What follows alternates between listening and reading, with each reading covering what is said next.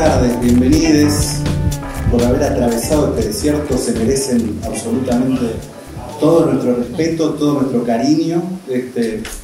Agradecerles enormemente que se hayan acercado a la Casona de Flores en la primera actividad pública de este espacio cultural y político que estamos habitando entre varias organizaciones y varios colectivos, y que decidimos comenzar la programación de este año con esta propuesta llamada Usted está aquí, modos de habitar la ciudad.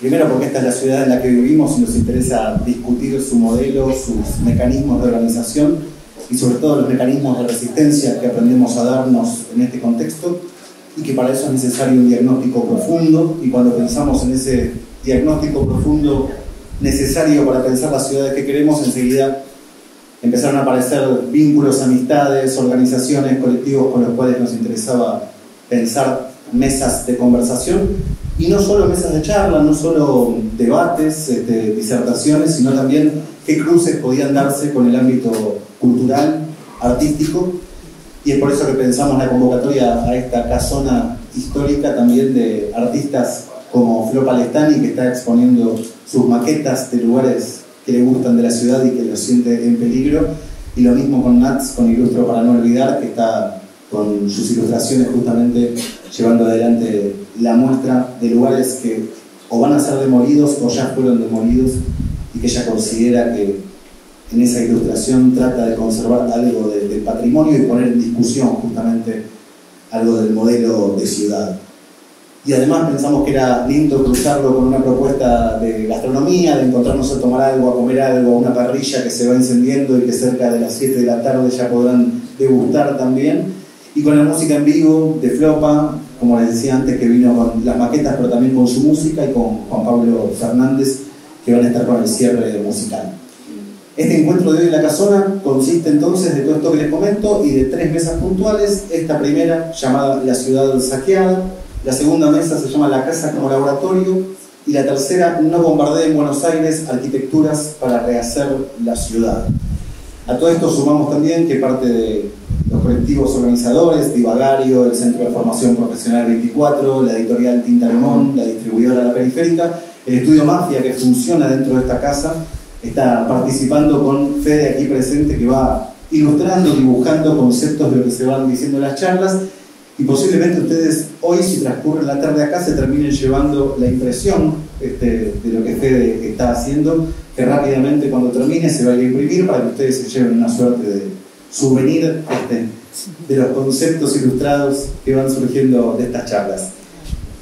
Usted está aquí, entonces, dicen los mapas, como si con eso alcanzara para orientarnos, pero cabe preguntarnos qué es ese aquí, de qué está hecho, cuáles son sus allá, sus zonas invisibles, sus lógicas no dichas. Usted está aquí, que encierra muchas preguntas posibles, y por eso decidimos nombrar así este primer encuentro del año para interrogar a la ciudad. Contra toda lógica de la resignación, del conformismo, es que nos interesa poner en el centro los modos de vida en la ciudad, los antagonismos y las tensiones, y lo hacemos a partir de este análisis de la especulación inmobiliaria y del urbanismo neoliberal que domina esta dinámica de la ciudad desde hace décadas, y también desde la reflexión sobre la relación entre la reproducción, el espacio doméstico y la ciudad, y la exploración de las ideas, las imágenes, los principios de diseño que permitan la configuración política de una ciudad menos expulsiva y más justa, que es en definitiva lo que buscamos, por lo que luchamos, por lo que nos organizamos en espacios como estos. En esta primera mesa, entonces, el enorme placer de tener a compañeras y compañeros de mucho recorrido, mucha militancia. Gabriela Mazú, escritora, traductora, docente, autora entre muchos libros del ensayo El robo de Buenos Aires, que podríamos decir que este libro de 2014 es un gran inspirador para pensar una actividad como esta. También Gabriela es autora de novelas como Desmonte y Degüello, entre muchas otras. Allí en la punta está Jonathan Valdivieso, abogado ambientalista, urbanista y en derechos humanos, fundador del Observatorio por el Derecho a la Ciudad y del movimiento La Ciudad Somos Quienes la Habitamos.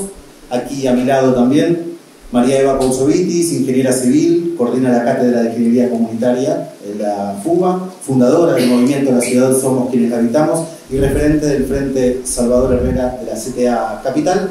Y María Angélica Di Giacomo, de Basta de Mutilar Nuestros Árboles. Ella es la fundadora de esta asociación, donde los miembros son personas que conocen los beneficios de una arboleda frondosa y dedican tiempo para trabajar por la conservación y protección del patrimonio arbóreo de la ciudad y por detener su destrucción y maltrato.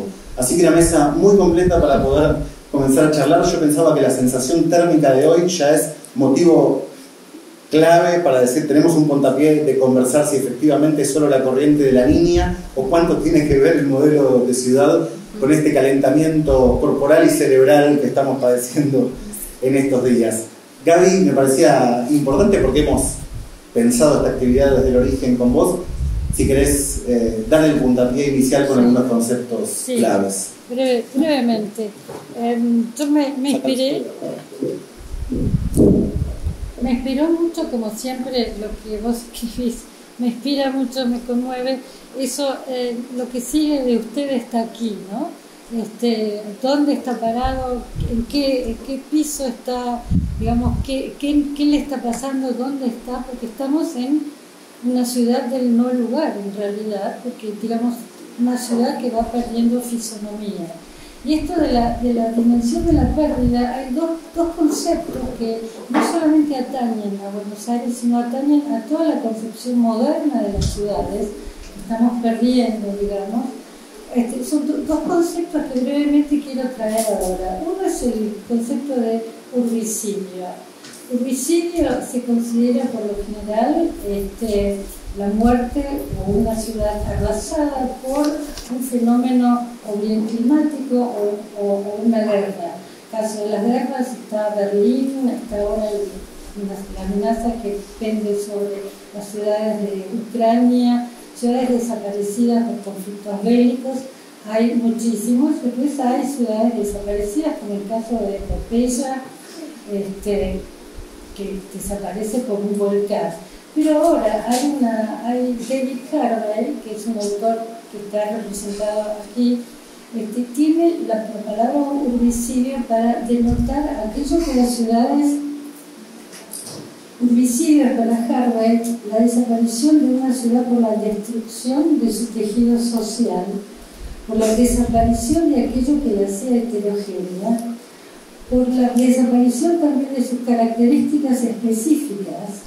Eso que Borges relató muy bien, lo metió en un poema en favor de Buenos Aires cuando a los 19 años volvió de Ginebra, volvió a internarse por el Maldonado, por donde a él le gustaba ir, por los barrios aledaños, y de repente el poema dice: y sentí Buenos Aires. Este sentí Buenos Aires es una experiencia feliz, digamos, porque se sintió en casa, se sintió con raíces, se sintió pertenecer a una comunidad, se sintió pertenecer a una lengua, se sintió pertenecer a una ciudad que era esa y no era otra, no era otra. El homicidio es carecer de infancia donde volver, es también la desaparición de la ciudad por especular con ella como si fuera un conjunto de commodities. Esto es extractivismo urbano, vender bienes públicos tangibles e intangibles en función de la riqueza de unos pocos. Es lo que Harvey, nuevamente, acuñó en su libro Ciudades Rebeldes como acumulación por desposesión. Esto ya fue típico de la ciudad de Buenos Aires, pero en los últimos 16 años del gobierno del PRO, esto se convierte en actividad exclusiva. Es la extracción, la desaparición, el llamado puesta en valor de la ciudad, solamente, puesto en valor entre comillas, por favor, solamente para generar plusvalía, para generar acumulación y para, digamos, solidificar la conservación de un partido político. Nunca esto ha sido tan exclusivo por también el descuido de las otras áreas. Digamos, nada de inversión en salud, nada de inversión en vivienda, nada de inversión en las otras áreas más que el primer presupuesto es la basura, el segundo presupuesto es la publicidad. Sin publicidad esto no hubiese sido posible, digamos.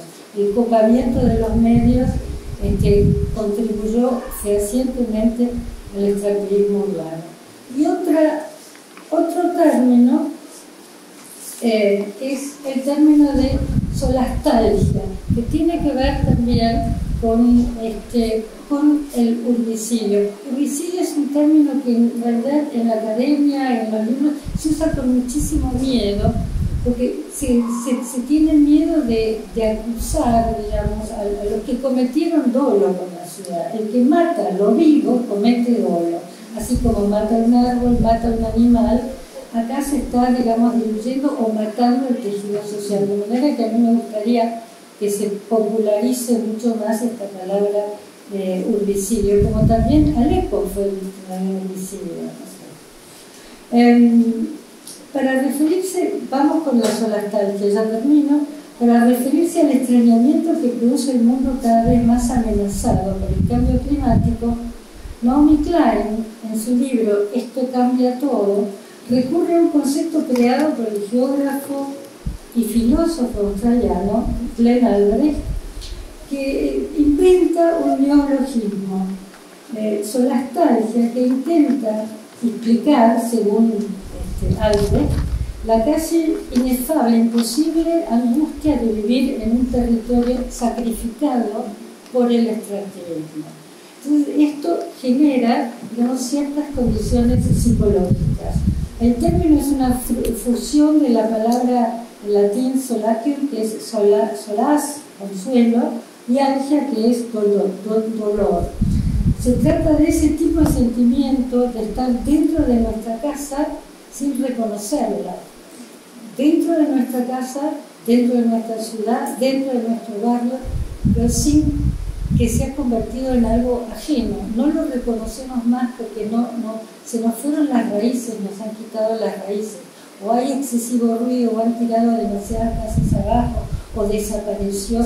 Digamos, ya no es ese sentimiento epifánico de felicidad que tenía Borges cuando uno llegaba a Buenos Aires, sino que tiene un sentimiento que yo tengo, y perdón por ser personal, cada vez que llego a Buenos Aires, no sé por dónde entrar, construir una nueva ruta, me voy por la 9 de julio que está atestada, me voy por otro lado del Paseo del Bajo, pero no se puede, no reconozco y quiero huir de nuevo. Esta es la ciudad que se ha convertido en algo ajeno. Es sentimiento de ajenidad dentro de lo conocido, ya que no nos pertenece ni los cobija como antes. Es la pérdida del terruño habitual, una suerte de habitar en la distopía del presente, pero sin entender esa distopía y poder darnos explicaciones. Son todos neologismos que están ahora siendo tomados por la medicina, y un término que toma la medicina del término solastalgia es el trastorno por el déficit de naturaleza. Bueno, culmino con un comentario de un amigo tuitero que se llama Andrés Hax, que saca muchas fotos de Buenos Aires, y también saca fotos para no olvidar, donde dice: he reducido el circuito de mis caminatas por la ciudad para no volver a encontrarme con las ruinas de mi pasado, los escombros de mi felicidad. Yo le escribí inmediatamente y le dije esto es solastalgia porque es esto, y me dice exactamente es eso. Así que, bueno, termino acá. Muchas gracias por la atención.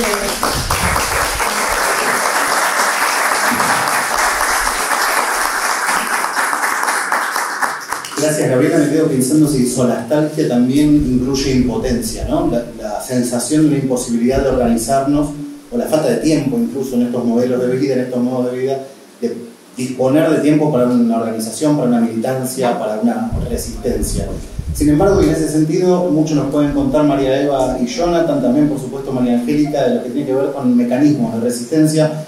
Pero antes de pasar a esos modos que pueden tener formas jurídicas o formas vecinales o distintas maneras de organizarse, resistir y seguir soñando, por otro lado, me parecía importante mencionar al actual jefe de gobierno, el candidato a presidente Horacio Rodríguez Larreta, que lleva 2 gestiones, si contamos también que fue el jefe de gabinete de Mauricio Macri, podríamos hablar de un proceso ya de largo aliento, de 12 años de un tipo de gestión en la ciudad, y en ese sentido María Eva y Jonathan también, abrirles el juego para que nos cuenten desde sus investigaciones, desde sus militancias, ¿Qué características tiene específicas la gestión de la reta en materia de saqueo de lo público, ¿no?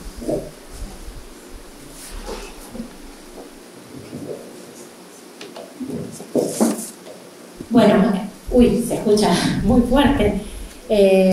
No sé si así se escucha bien o si mejor con micrófono. Bueno, ok. Bueno, en primer lugar, muchísimas gracias por la invitación. Muchísimas gracias, ¿no?, a todas y todos por compartir hoy en este día tan singular, con estas temperaturas alucinantes, este espacio de encuentro. Cuando nos proponemos poder caracterizar el modelo de gestión de estos últimos 16 años en la Ciudad de Buenos Aires, la verdad es que hemos ido recorriendo muchas definiciones, ¿no? Hablamos de una gestión de gobierno neoliberal, privatista, hablamos también, cuando nos referimos a este modelo urbano, a un modelo extractivista.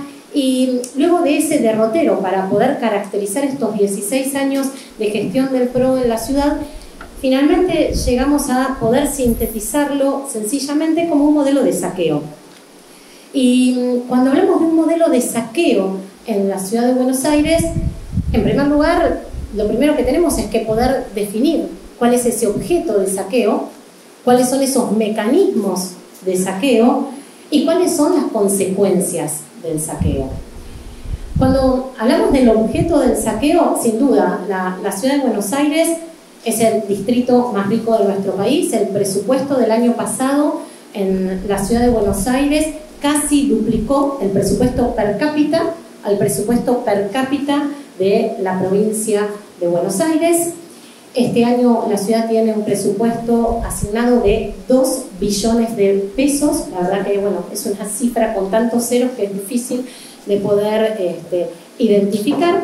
Pero no solo la ciudad de Buenos Aires es, en términos presupuestarios, la tercera ciudad en nuestra región, una ciudad con presupuesto equivalente a importantes ciudades europeas, el mayor presupuesto nacional, sino que además la ciudad de Buenos Aires tiene un conjunto de tierras e inmuebles que además son las tierras e inmuebles más valiosos de nuestro país y que también son objeto de esa codicia y de ese saqueo. En estos últimos 10 años en la ciudad de Buenos Aires se privatizó el equivalente a 500 hectáreas de tierras públicas, es decir, el equivalente en superficie a los barrios de La Boca y de San Telmo. Y ese mecanismo de saqueo, es decir, de apropiarse de nuestros bienes comunes, de apropiarse de nuestra tierra pública, de apropiarse de nuestros inmuebles, ha tenido mecanismos diversos en estos 16 años. Cuando Macri comienza como jefe de gobierno, ahí entonces el mecanismo era apropiarse de tierras de la ciudad en zonas de la ciudad que tenían interés por su valor económico. Luego, cuando Larreta es jefe de gobierno, la lógica de apropiación de esas tierras públicas se combina con Larreta jefe de gobierno, Macri presidente. Entonces ahí desde la nación se transfieren tierras que eran nacionales, sobre todo los playones ferroviarios, que eran importantes reservas de suelo absolutamente imprescindibles para poder planificar la ciudad de Buenos Aires, y la ciudad le daba la normativa para que sean un jugoso negocio para los grupos económicos inmobiliarios. Los mecanismos se fueron perfeccionando. Luego apareció la compra de tierras e inmuebles públicos en cuotas y además en pesos. Apareció la venta adelantada de inmuebles públicos que actualmente están en uso. De hecho, el año pasado, frente al Alto Palermo, se vendió la sede comunal 14. Por supuesto, está funcionando, pero ya fue vendida al Grupo Económico INSA. Sí, el Ministerio de Educación. Exacto. La verdad es que el gobierno de la ciudad vende el patrimonio común para, por ejemplo, alquilar los espacios que ocupan algunos ministerios, como el Ministerio de Desarrollo Urbano. Bueno, los mecanismos del saqueo no solo han sido el negocio con la tierra pública, y lo que es importante también aclarar y tiene que ver, ¿no?, con este fenómeno de calentamiento brutal que la ciudad atraviesa. De esas 500 hectáreas de tierra pública, 150 eran superficies verdes públicas absorbentes, es decir, en estos 10 años se privatizó el equivalente a 75 plazas de Mayo de superficies verdes absorbentes, con todo lo que eso implica. Pero el negocio del saqueo, la lógica del saqueo no es solo con la tierra pública, ni tampoco con la apropiación del mayor presupuesto a nivel nacional, sino que también tiene que ver con la lógica de las concesiones. Y acá es donde es difícil caracterizar a la gestión de Larreta, porque el gobierno de Larreta se ha caracterizado porque sea el Estado, es decir, la ciudad, quien ponga la infraestructura y que ese negocio sea luego usufructuado por algunos sectores económicos que no invierten absolutamente nada, pero a los cuales además se les garantiza una ganancia. Hay un ejemplo que siempre ponemos, que es el servicio público de bicicletas, el sistema de ecobicis. Hasta el año 2018 era un servicio público, de hecho era el único transporte público gratuito que tenía la ciudad de Buenos Aires. Cuando mejor funcionaba, se decide concesionar ese servicio, y la empresa que resulta adjudicataria de esa concesión, de hecho la única empresa que se presenta es una empresa brasilera, Tembici.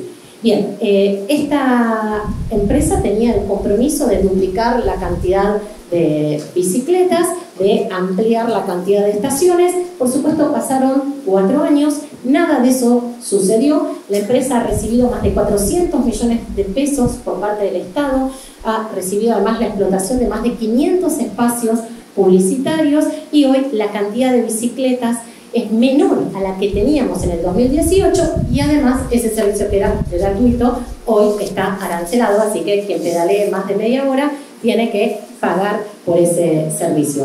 Y ya para un poco poder redondear esta idea, no solo es el saqueo de nuestras tierras, no solo es el negocio de estas empresas intermediarias concesionarias que usufructan la inversión pública, que tienen garantizada exorbitantes ganancias, sino que además aparece otro elemento clave, que es la regulación, cómo el poder regula lo que se construye en la ciudad de Buenos Aires. Entonces ahí aparece el Código Urbanístico. En el 2018, el jefe de gobierno, Larreta, decide que la ciudad de Buenos Aires tiene que multiplicar su capacidad constructiva, y habilita un nuevo código para que en algunas zonas de la ciudad de Buenos Aires se pueda sobreconstruir entre 400 y 700% más de lo construido. Claro, esta lógica de la sobreconstrucción hoy está teniendo impactos en la mayor parte de los barrios de Casas Bajas, en donde por supuesto esta lógica de sobreconstruir no solamente colapsa el conjunto de los servicios, vemos cómo hay barrios que están en emergencia eléctrica, que llevan días y en algunos casos, sí, podríamos decir semanas, sin poder acceder a la energía, sino que además eso arrasa con la identidad barrial, con la morfología, con la diversidad. El Código Urbanístico termina de perfeccionarse porque no era suficiente en esta lógica del saqueo, termina de perfeccionarse con lo que denominamos los convenios urbanísticos. Es decir, ahora ya la legislatura, en lugar de legislar las cuestiones comunes, es decir, nuestros bienes comunes para poder garantizar habitar la ciudad en igualdad de condiciones, lo que hace es legislar convenios urbanísticos. Los grupos inmobiliarios presentan excepciones al código a cambio de dinero. Entonces, aquí quien pone más dinero puede entonces hacer mejores negocios. Y claro, esta lógica del saqueo de la ciudad, que es cierto lleva muchas décadas, pero que se profundiza durante la gestión macrista, tiene consecuencias. La lógica del saqueo como consecuencia hoy nos encuentra en una ciudad que está en emergencia, en una emergencia multidimensional. Mientras en los últimos 10 años se construye a razón de un puerto madero cada 2 años, la cantidad de familias en emergencia habitacional solo aumenta. La ciudad de Buenos Aires tiene más de 160.000 inmuebles a la venta, casi 200.000 viviendas ociosas. La sobreconstrucción es una de las actividades más contaminantes. El deterioro, la fragmentación de los espacios verdes, del arbolado público, la ocupación de la costanera, esta lógica de cementar y construir una muralla entre la ciudad y el río es responsable de este aumento sostenido de la temperatura. En los últimos 30 años, casi 1 grado ha aumentado la temperatura máxima en la ciudad de Buenos Aires, y eso es tremendamente alarmante. Las consecuencias de este saqueo son entonces la emergencia en todas sus formas: habitacional, urbanística, ambiental, climática. Y por supuesto este modelo de saqueo, como todos los modelos de saqueo, son modelos que generan impactos completamente desiguales. Por supuesto, Buenos Aires tiene un déficit enorme de superficies verdes, tiene un déficit enorme de arbolado, pero esas superficies verdes no se distribuyen uniforme en la ciudad de Buenos Aires. En las villas y asentamientos de la ciudad de Buenos Aires tenemos 100 veces menos espacios verdes que los recomendados. En las villas y asentamientos de la ciudad de Buenos Aires, cada 100 habitantes encontramos un árbol, y cuando miramos el mapa de cómo se calienta la ciudad, ahí podemos ver con claridad cómo un día como hoy podemos encontrar más de 20 grados de temperatura en el sur y en el centro de nuestra ciudad respecto a lo que sucede en el norte y en la zona de la ribera. Yo creo que, y ya para terminar y darles la palabra al resto de mis compañeros y compañeras, una muy buena síntesis de ese modelo de saqueo tiene que ver con el saqueo de nuestra costanera, del río y del horizonte. Me parece que eso puede sintetizar con mucha más claridad en qué consiste ese modelo, que solamente ha precarizado el conjunto de las dimensiones de nuestra vida. Tengo anotado hasta ahora: urbicidio, solastalgia, saqueo, concesión, emergencia. Apareció horizonte, por suerte recién. Apareció el horizonte. Va apareciendo de a poquito. Jonathan, en cuanto a la caracterización que recién hacía María Eva, si querés sumar algo, y también yo te sumo una pregunta más específica con respecto a los tipos de resistencias jurídicas que se pueden llevar adelante, ya que vivís básicamente con organizaciones, con colectivos, presentando amparos, buscando legislaciones que se respeten y se pasan por arriba. ¿Qué se puede desde ese aspecto? ¿Qué tal? Buenas tardes. Gracias nuevamente a los organizadores por este evento y porque sea el inicio, ¿no?, de distintas charlas y que van a culminar con algún proyecto que luego seguramente van a contar.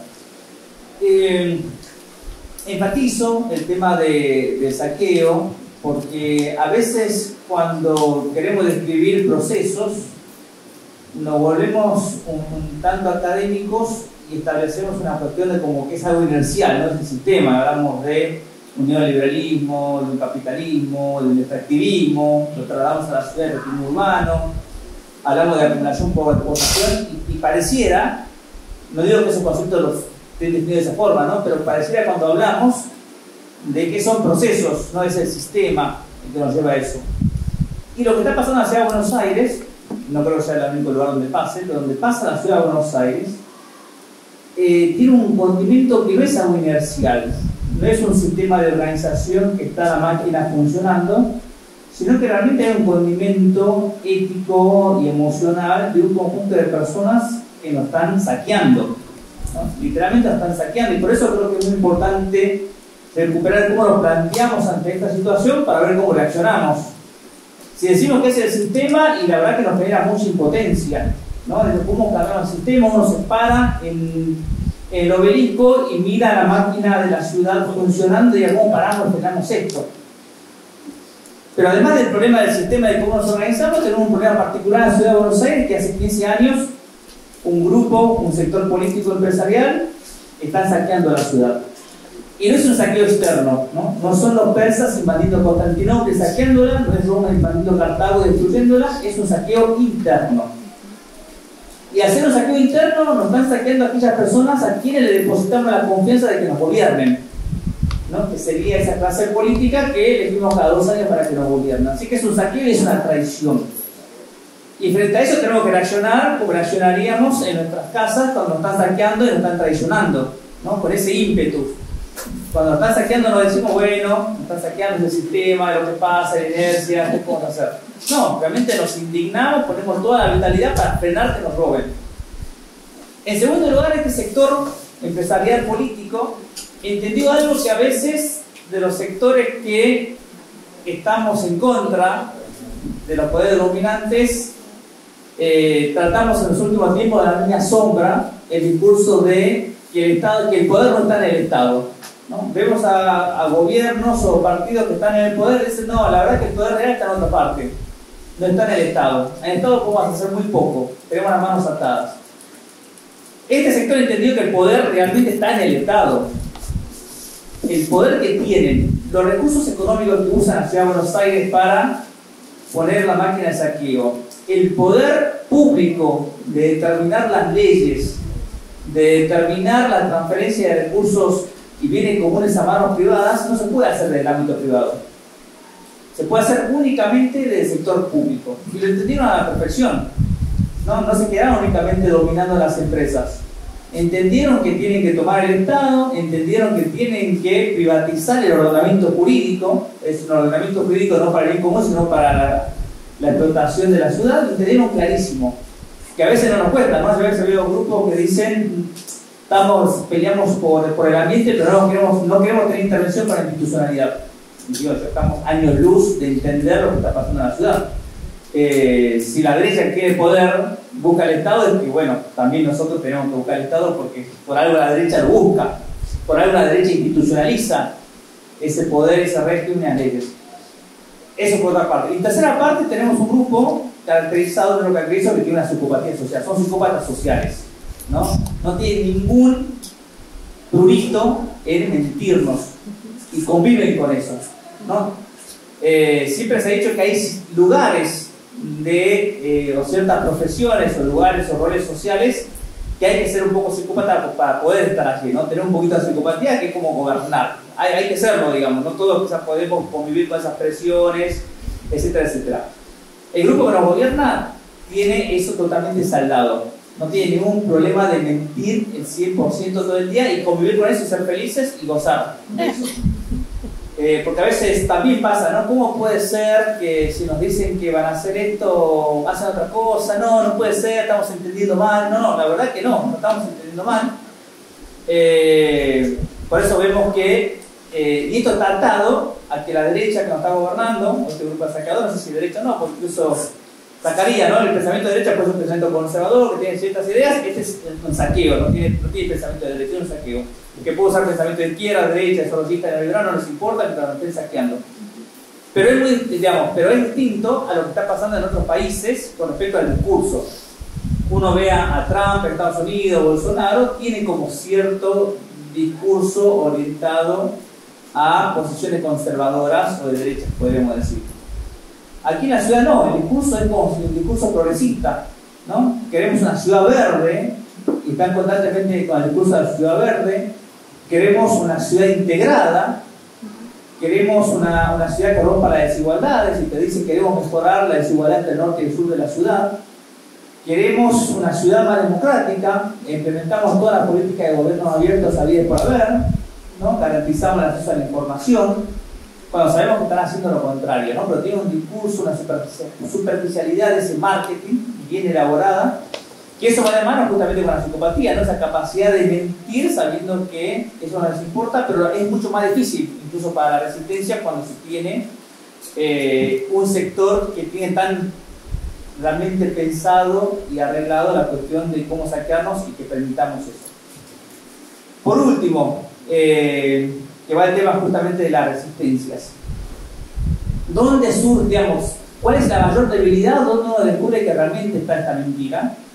Es cuando uno pide participar, ¿no? Cuando uno pide ser escuchado, cuando uno pide no ser ajeno a los procesos de cambio de la ciudad. Esta lejanía, esta sensación de pérdida de la ciudad no solamente es una nostalgia del pasado, no es que queremos quedarnos en nuestra adolescencia y ahora tenemos, en mi caso, 40 años y una ciudad distinta. No es eso, es que no pudimos participar del proceso de cambio de la ciudad. No es que me fui de Jujuy, yo soy jujeño, ¿no? Me fui a 24 años y vuelo, obviamente iba a sentir la lejanía de mi infancia. Pero el problema no es ese, no es un problema nostálgico, el problema es que no tuvimos la oportunidad de participar, de conservar esa pertenencia a la ciudad de Buenos Aires. Nos sentimos parte y ahora ya no nos sentimos parte. Ese es el problema. Luego es una discusión social, qué parte queremos proteger de ese pasado y qué parte vamos a cambiar de ese pasado, que es justamente una maduración tanto social como individual. El problema es que no participamos. El problema es que como es un saqueo, como tanto saqueo, nadie quiere ser saqueado, digamos, ¿quién va a decidir voluntariamente quiero que me saqueen, ¿no? Entonces, como es algo autoritario, camuflado, estamos ajenos a ese proceso de cambio y por eso la ciudad nos parece totalmente ajeno. En ese marco sale el discurso de vivamos la ciudad como un turista, que es un discurso bien explícito del gobierno. El gobierno sacó propaganda diciendo vivamos la ciudad como un turista, que es la máxima actividad de pertenencia de la ciudad. Bueno, volviendo para finalizar, el tema de resistencias es justamente eso. La palabra clave, que no saben cómo manejarla, es cuando uno dice quiero participar, ¿no? Yo soy ciudadano de esta ciudad, la soberanía del pueblo existe, soy un soberano, quiero participar, quiero decidir. Ahí se rompen todos los esquemas, ¿no? No te escuchan, no establecen mecanismos para que lo que la ciudadanía decide se implemente, empiezan a buscar herramientas alternativas, empiezan a buscar aplicaciones de internet, el elige, etcétera, etcétera.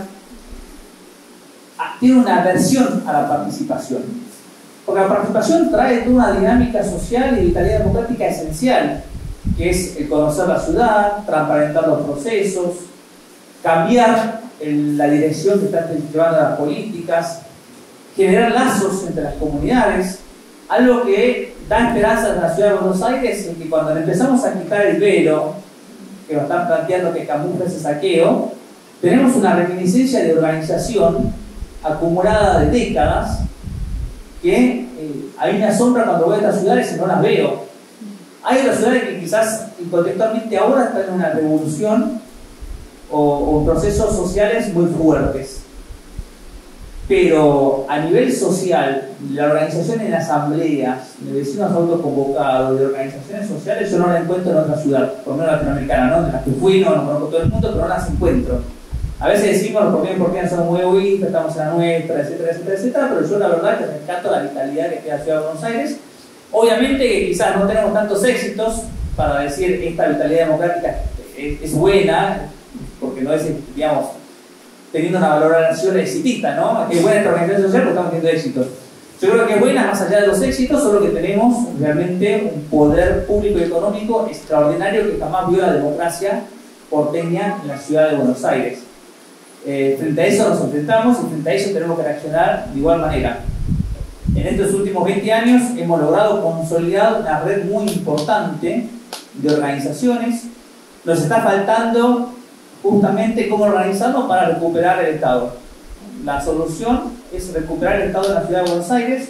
No puede ser que le demos 2 billones todos los años de nuestros recursos a un sector para que lo transfiera a sus empresas. Eso no puede seguir pasando, ¿no? Y cuando vemos que a nivel nacional, por distintas estrategias, estas cuestiones deciden nuevamente sacrificar a la ciudad, genera una angustia tremenda. Porque yo creo que esa es una desazón, no desazón solamente por lo que va pasando, sino que no tenemos el apoyo que deberíamos tener todas las asambleas que estamos peleando y por recuperar la ciudad de Buenos Aires. Así que la parte optimista que siempre trato es, hay un gran conocimiento de la ciudadanía, que suele suceder frecuentemente, ¿no? Los que nos gobiernan tienen una mayor ignorancia que el pueblo, aunque siempre nos quieren hacer creer lo contrario, ¿no? Cuando se empieza a discutir la democracia participativa, una de las grandes cosas es, bueno, el pueblo se puede equivocar cuando decide, a veces dicen eso, ¿no? Digo, el pueblo se puede equivocar, obviamente, pero los que están gobernando no se equivocan siempre porque están haciendo lo que quieren hacer, ¿no? Pero para el pueblo es una constante acumulación de cuestiones negativas. El pueblo se puede equivocar, pero tiene una gran herramienta de compartir información, de deliberar, que hace que se equivoque menos, ¿no? Y si se equivoca menos, no se equivoca porque estamos robando unos a otros, sino porque quizás tomamos una mala decisión. Pero tenemos que seguir fomentando esa red de asambleas, de organizaciones, tenemos que seguir denunciando la cuestión ética. Esto no es un proceso, no es un sistema, no es parte solamente del capitalismo. Ojalá tengamos solamente un capitalismo, ¿no? Ojalá tendríamos una sociedad de propietarios. Tenemos una sociedad totalmente pauperizada, precarizada, porque son las consecuencias, obviamente, de un saqueo. Gracias. Gracias, Jonathan.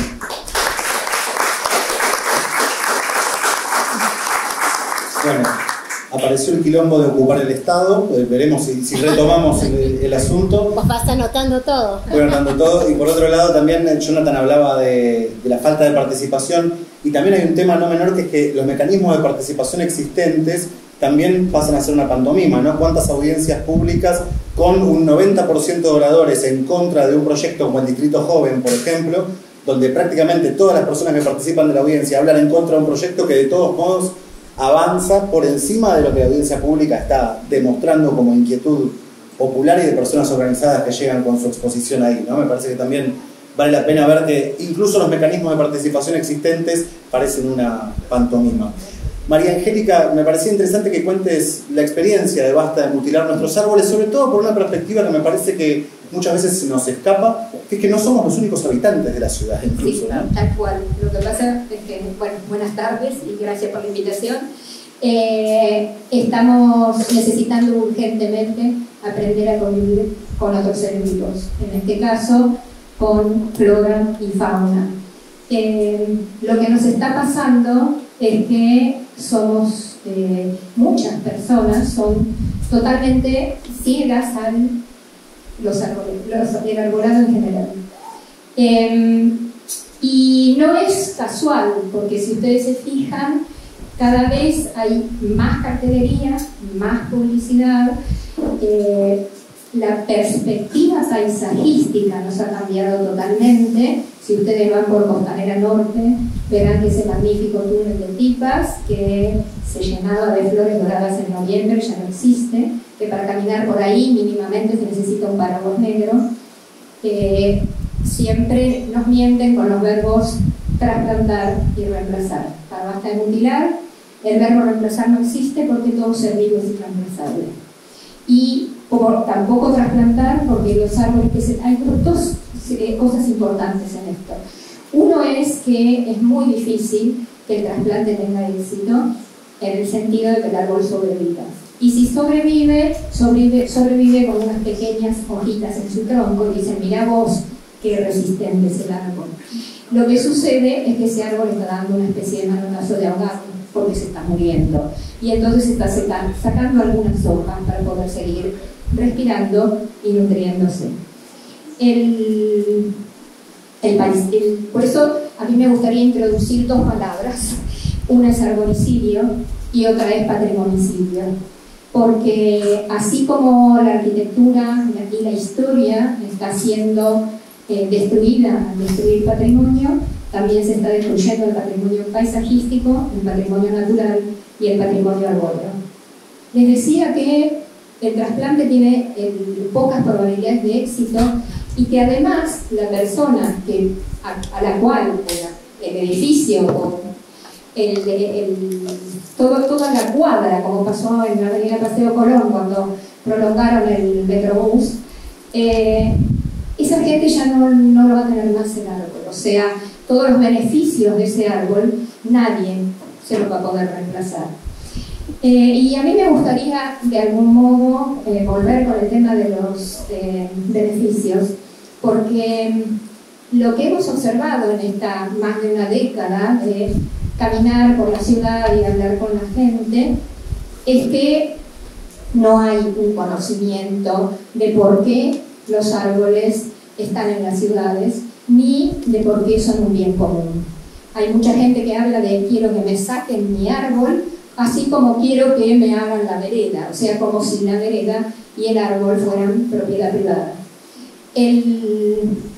Esto, digamos, es un bien común porque los árboles no están puestos en las ciudades para adorno, a pesar de que es lo que el gobierno de la ciudad nos quiere meter en la cabeza. Si ustedes ven, por ejemplo, cuando estuvieron florecidos los árboles de la avenida 9 de Julio, esa fue nuestra primera acción callejera, los árboles que nos quitaron en la avenida 9 de Julio, y en esas manifestaciones callejeras conocí a muchas de las personas que están acá.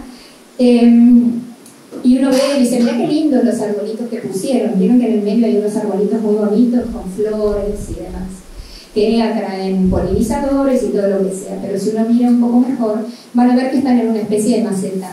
O sea, el destino de esos árboles es ser un bonsái o morir. En una macetita muy pequeña, con forma de rombo, y además les han dejado todos los cordones, todas las sogas, con lo cual esos árboles prontamente serán estrangulados. Y además, no sé si se dieron cuenta, pero esos árboles no nos sirven de sombra para tomar colectivo, porque están en el medio, entre el tránsito. Eso mismo va a pasar en la avenida Paseo Colón. Entonces, si nosotros pensamos en los beneficios del arbolado, yo no sé, tal vez todos ustedes me los puedan decir de memoria, pero yo siempre lo repito, porque lo que he observado desde que doy clases a niños y niñas pequeños hasta personas adultas, es que el conocimiento nos modifica de manera definitiva. O sea, las maestras yo les digo, ojo, porque una vez que yo dé esta clase, ya no va a ser lo mismo. El árbol para ese niño, ¿estás dispuesta? Porque es un tema.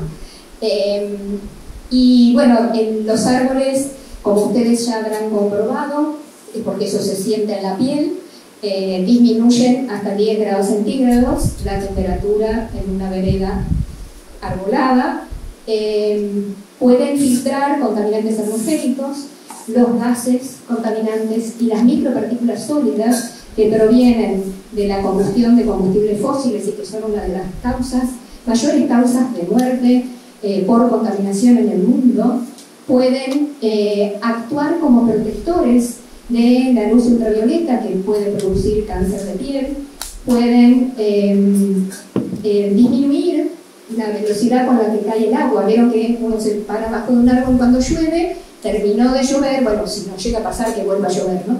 Y de pronto uno ve que siguen cayendo gotitas, ¿no?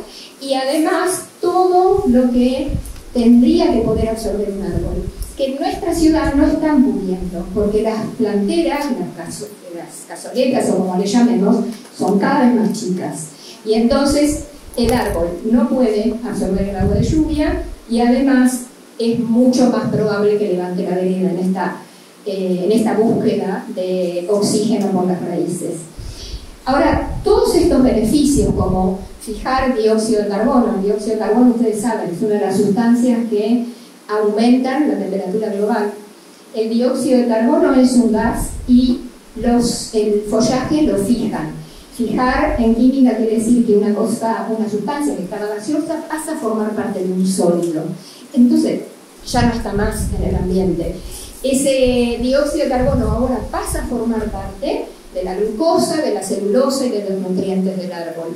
En este proceso también lo que hacen es despedir oxígeno y bueno, hay varias más, son como 22, pero me parece que lo más importante es que se entienda que todas estas propiedades son las del follaje frondoso. No hay manera de que estos arbolitos que hay en toda la ciudad, que tienen el tronco pelado hasta el piso tercero, cuarto y a veces más, cumplan con estas funciones. Para que una calle arbolada disminuya la temperatura a 10 grados centígrados, la canopia, o sea, todo lo que forman las copas de los árboles debe ser continua, tocarse entre ellos y tocarse con la de enfrente. Y en este proceso, al no tener esto, lo que sucede con el árbol es que la poda acelera su muerte. O sea, con la poda le estamos sacando las hojas, que son como los órganos para un mamífero. Las hojas serían como si a nosotros nos sacaran un pedazo de pulmón o un pedazo de estómago, porque por las hojas el árbol se nutre, respira. Y cuando además entran microorganismos patógenos por las heridas, pierden la protección interejemplares, porque los árboles se protegen entre ellos. Entonces, cuando nosotros, el gobierno de la ciudad y las juntas comunales dan como un logro de gestión, entre comillas, palabra que me cuesta mucho usar realmente, yo soy de la época en que se decía gobernar, no gestionar. Bueno, también soy de esta época, pero cuando empecé. Y un éxito de gestión es podar, lo que ellos llaman poda, 75.000 árboles por año y extraer entre 20 y 30 árboles por día en toda la ciudad. Y este número es en todas las comunas, no hay ninguna comuna que se salve. Y entonces el gobierno de la ciudad en su página Argopedia pone que pida poda nomás, fíjense ustedes, pueden buscar el 147, el BOTI, la participación, lo que quieran, y se van a encontrar que lo único que pueden hacer es pedir poda y extracción. Si alguien quiere pedir que se saque el cemento de una plantera, que se le saquen los cordones que los están estrangulando, que le saquen los clavos, que le saquen las luces, que lo cuiden, se va a encontrar con que no hay opción. ¿Y esto por qué ocurre? Porque la participación ciudadana solo se escucha al que favorece sus negocios. O sea, nosotros, Basta de Mutilar y todas las personas que pretenden defender un árbol, no colaboran con los negocios. Entonces, por eso el vecino, como les gusta decir, el vecino que pide poda o que pide extracción, es el que tiene prioridad. Tenemos acciones de amparo, tenemos movidas en la legislatura, tenemos todo lo posible hemos hecho, pero lo que vale es el pedido del vecino. O sea que estamos poniendo el bien común por encima, al revés, los intereses particulares por encima del bien común, porque los árboles son bienes comunes y hacen que nuestra vida sea más soportable. Lo mismo que pasa con los árboles pasa con los espacios verdes. Los espacios verdes, si ustedes se fijan, quieren ir a mirar el porcentaje de espacios verdes de la ciudad, lo van a encontrar en qué temática, no en ambiente, en recreación. O sea que las funciones ambientales del arbolado y de los espacios verdes son totalmente ignoradas, desconocidas y no se tienen en cuenta. Y nuestros espacios verdes se están llenando de cemento y de plástico, de caucho y de todas los otros materiales que hacen que la temperatura aumente hasta 80 grados centígrados donde juegan los niños en un día de sol, por ejemplo. Entonces, nosotros sabemos que las funciones ambientales no son tenidas en cuenta, también sabemos que quienes pensamos así y nos hemos preocupado por estudiar y por conocer todos estos fenómenos, no somos escuchadas ni escuchados con esta propaganda de la participación ciudadana. Y esto ocurre con el tema de los pabellones ferroviarios, ya saben ustedes que muchos de ellos ya se están construyendo, sucede en el río, desde el nuevo Tiro Federal hasta la mini Dubái de Irsa, ahí al lado de la Ciudad Deportiva de La Boca, recitales en La Boca al lado de la reserva, con lo cual hay muchos pájaros que son afectados, o sea, todo y cuando nos prometen un parque, si ustedes van a alguna de las audiencias públicas donde se aprende un montón, hablando de audiencias públicas, van a ver que lo que ellos llaman parque es cemento con unos cuadraditos donde salen unos palitos que serán árboles cuando ya no estemos en este mundo. Y nosotros queremos todo lo contrario, nosotros queremos una ribera natural, nosotros queremos que la costa sea natural. Y también queremos un arbolado de follaje frondoso. Y hay algo muy importante en esto. La naturaleza, el verde vegetal vivo, porque ya no podemos hablar de verde porque desnaturalizaron el término. Entonces primero empezamos con verde, después empezamos con verde vegetal, y ahora con verde vegetal vivo porque también hay enredaderas de plástico. O sea que las 3D, recuerden, no hablen de verde, hablen de verde vegetal vivo, porque si no te engañan, como decía acá Jonathan. Y el verde vegetal vivo, el horizonte, como decía María Eva, la salida del sol y de la luna, se están convirtiendo, así como el aire fresco, porque del río ya no llega brisa, se están convirtiendo en privilegios de la clase más pudiente. Así que nuestro objetivo es justamente una ciudad más equitativa y una ciudad donde podamos vivir una vida digna y saludable, porque de los árboles depende la salud ambiental, física y psíquica de quienes habitamos esta ciudad. Entre otras cosas, disminuyen la contaminación visual y sonora, siempre que sean de follaje frondoso. Así que, mil gracias y disculpen si hablo mucho, pero me resulta difícil resumir porque no hablar de qué es lo que está pasando con el arbolado, sin hablar de los beneficios y sin decir qué significa la poda ni los beneficios del suelo absorbente, no, me parecía que si no, no se entiende. Bueno, gracias por la paciencia.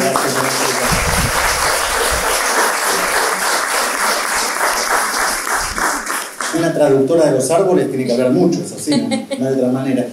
Antes de abrir alguna intervención o pregunta puntual del público, Pensaba en la noción de patrimonio y de un patrimonio vivo, de un patrimonio que no sea nostalgia únicamente, ¿no? Pienso en el trabajo artístico que se expone hoy de Nats con Ilustro para no olvidar, pienso también en Flopa y las maquetas con los residuos domésticos, que tienen una carga importante de ver como una ciudad diversa, y que gran parte de este modelo de ciudad que ustedes bien han definido en esta conversación, lo que hace es homogeneizar también una manera de ver la ciudad, de entender el urbanismo, de que todas las casas se parezcan, que todos los bares se parezcan. ¿Qué sería, Gaby, una idea de patrimonio vivo que logre gambetear un poco la mera nostalgia, ¿no? Hoy en día yo no veo, porque digamos hay procesos que hacen a una ciudad, que es el tiempo. El tiempo es la masa con la cual nosotros ingresamos en la historia, esa acumulación. Y en este momento lo que se está haciendo es matar el tiempo, digamos. No hay espacio ni para que florezcan los árboles, ni para que, digamos, no hay un espacio donde podamos tener un patrimonio más que en la concepción de museo. Y los museos no son solamente patrimonio, ¿no? No hay una concepción moral, una del cultivo del patrimonio, etc. Así que yo no sé, a menos que alguien tenga otra opinión.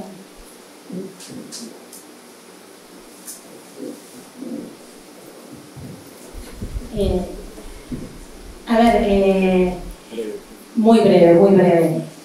Yo, la verdad, retomando un poco lo que planteaba Johnny, lo que planteaba también Gaby, me parece que este modelo de saqueo tiene lugar, en primer lugar, porque el poder se concentra y desde esa lógica de concentración del poder hay un plan sistemático para construir esa ajenidad, ¿no? La ciudad se transforma, la transformación no para, somos espectadores, sé turista en tu propia ciudad, espectadores urbanos.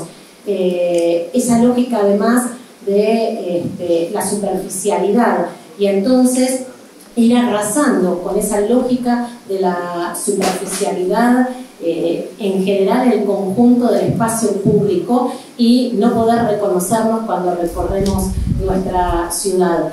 Respecto al tema patrimonial, acá hay una súper experta, pero la verdad es que el gobierno viene avanzando en la destrucción patrimonial de la ciudad, fundamentalmente para transformar a la ciudad de Buenos Aires en un gran polo gastronómico a cielo abierto, fomentar lo que llamamos ese proceso de turistificación. Entonces recorremos los barrios históricos, San Telmo, Montserrat, y encontramos las calles niveladas con las veredas y esos famosos volardos, ¿no? Que también los encontramos en Boedo, los encontramos en el microcentro, los encontramos en Palermo.